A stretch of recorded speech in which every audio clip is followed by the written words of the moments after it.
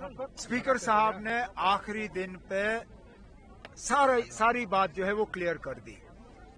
गलती शायद उस वक्त मेंबरों की तरफ से ये रही कि उन्होंने एडजर्नमेंट मोशन लाया।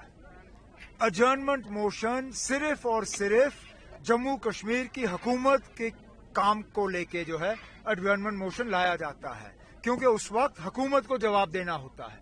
अब मुझे बताइए ना, अगर ये एडजर्नमेंट मोशन एडमिट किया गया होता, हम लोग क्या जवाब देते? ये वक्फ बिल हमारे तरफ से नहीं लाया गया था, ये वक्फ बिल मरकज की हुकूमत और पार्लियामेंट से पास हुआ, तो जम्मू कश्मीर की हुकूमत इसमें क्या जवाब देती? अगर ये रेजोल्यूशन किसी और अंदाज में लाया गया होता या किसी और कानून के तहत लाया गया होता तो शायद इसको एडमिट किया जा सकता था। लेकिन चलिए, वो बात गई। अब हम अदालत गए हैं, सुप्रीम कोर्ट के सामने जो है मुख्तलिफ पार्टियों ने, जिसमें नेशनल कॉन्फ्रेंस ने भी अपनी बात जो है सुप्रीम कोर्ट के सामने रखी है। अब देखते हैं सुप्रीम कोर्ट का क्या फैसला आएगा इसमें।